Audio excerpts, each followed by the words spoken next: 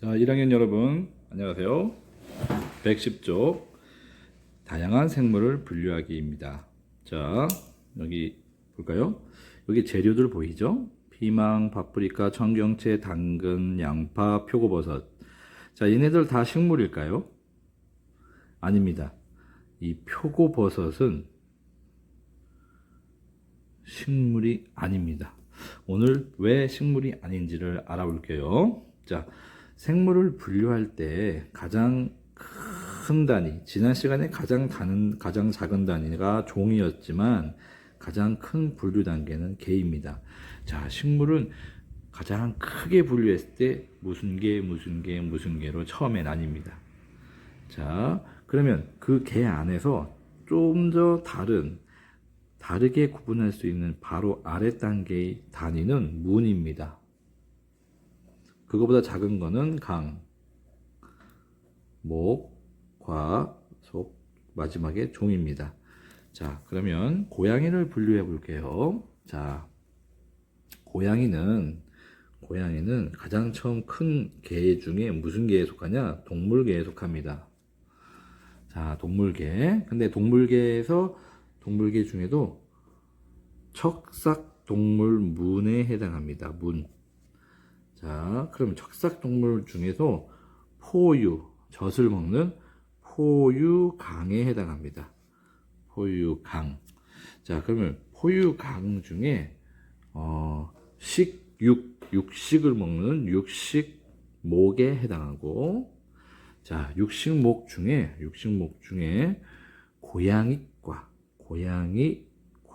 해당하는 겁니다. 고양이과 중에 고양이는 고양이 속에 해당하는 거고, 그 다음에 마지막으로 고양이는 고양이 종의 고양이라는 종에 해당하는 겁니다. 이런 식으로 점점점 범위가 좁혀져 가는 겁니다. 가장 작은 단위는 종, 가장 큰 단위는 개입니다. 그런데 오늘 이게 할 게 아니라 이 개는 동물개 말고도 다른 개가 더 있습니다. 총 몇 가지가 있냐면 동물개를 포함해서 하나, 둘, 셋, 넷, 4개 추가해서 총 5개의 개가 있는데요. 그 개에 대해서 알아볼 겁니다. 자, 보세요. 이러한 개. 오래전부터 사람들은 생물을 식물과 동물로 나뉘었습니다. 그런데 버섯이나 집신벌레 같은 것들은 식물과 동물과 다른 특징을 갖습니다. 그래서 새로운 개를 추가로 도입했다. 그래서 뭘 도입했냐? 자, 여기 보세요. 동물계, 식물계 있었죠? 동물계, 식물계 말고 또 뭐가 있습니까? 균계가 있고, 원생생물계가 있고, 원핵생물계가 있죠. 총 몇 가지입니까? 5가지죠? 자, 이러한 생물의 분류 체계를 처음 세운 사람이 린네입니다. 스웨덴의 식물학자로서 현재 분류학의 기본 방향을 제시한 사람인데, 자, 여기 보세요. 대장균과 집신벌레가 보이죠? 이 대장균은 요 안에 핵이라는 물질을 관찰할 수가 없습니다. 그런데 집신벌레를 보세요. 집신벌레는 핵이 뚜렷하게 관찰이 됩니다.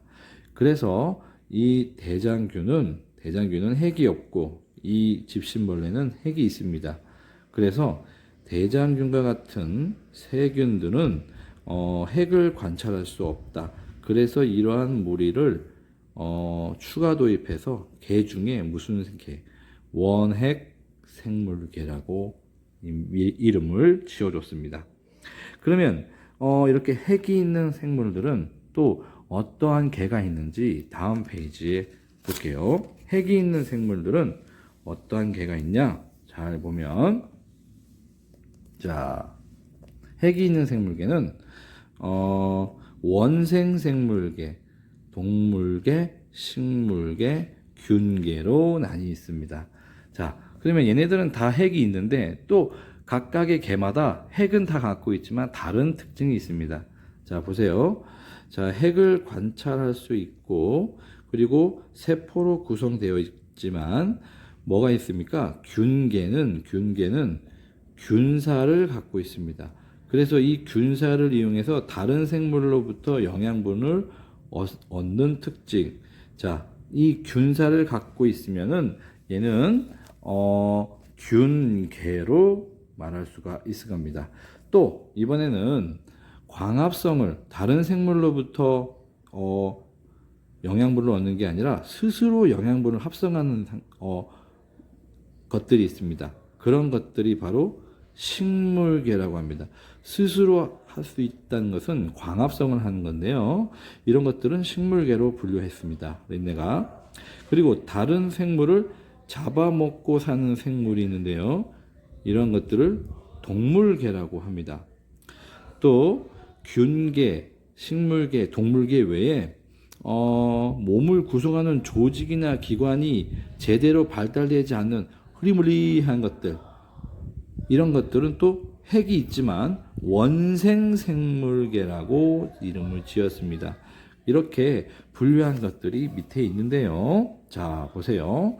자, 아까 핵이 없던, 자, 보세요. 핵이 없고 단세포 생물, 세포가 하나를 의미합니다. 자, 모든 세균은 여기에 속하며 광합성을 하는 것도 있지만, 자, 이런 것들, 핵이 없는 가장 큰 특징, 단세포, 젖산균, 포도산 균, 남세균.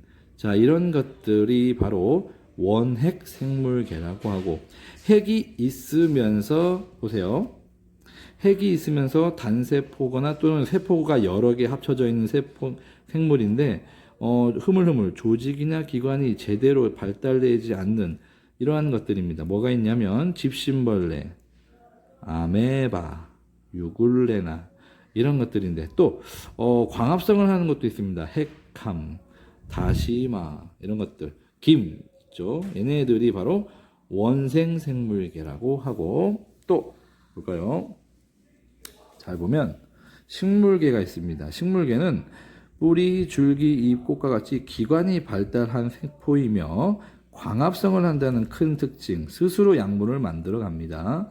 소나무, 옥수수, 이끼, 민들레, 고사리, 은행나무, 얘네들이 바로 식물계입니다. 자, 마지막 또 있습니다. 균계. 자, 스스로 영양분을 얻지 못한 균사로 되어 있는 거 있죠. 이런 것들은 다세포 생물이지만 엽록체가 없어서 광합성을 못하니까 다른 생물체의 사체나 배설물을 분해한다. 그래서 음식물 쓰레기통에 곰팡이가 많이 끼는 거예요. 이 푸른 곰팡이가 이 음식물 쓰레기에 보면 곰팡이 많이 끼죠. 그리고 과일에 보면은 그 과일의 영양분을 분해하면서 살아가는 이런 곰팡이들이 많죠. 이런 것들이 바로 균사라고 합니다. 몸이 균사로 이루어져요. 버섯도 균사, 효모. 자, 푸른 곰팡이는 몸에 좋지 않지만 버섯은 좋은 거예요. 자, 이렇게 균사로 이루어져 있는 생물들을 균계라고 하고, 마지막으로 우리 인간에 해당하는 건데요. 조직과 기관이 발달한 다세포 생물이면서 다른 생물을 잡아먹어 영양분을 섭취합니다. 잡아먹는, 야, 무시무시하죠. 그리고 특히 운동기관이 발달했습니다. 잡아먹으려면은 빨리 뛰어야죠. 이런 것들 보세요. 지렁이, 호랑이, 붕어, 가재, 새, 해파리, 뱀, 벌, 개구리. 자, 그리고 이렇게 총 5가지의 개를 알아봤습니다. 자, 우리 바로 전 페이지에 자, 동물계에 대해서만 이렇게 알아봤지만 동물계 말고도 뭐가 있었죠? 식물계, 또 균계, 또 원핵생물계, 또 원생생물계, 각각의 계를 분류하는 총 5가지의 계가 있습니다. 각각의 특징을 조금 알아보고 내일 이렇게 분류해 보겠습니다. 그럼 오늘은 여기까지. 안녕!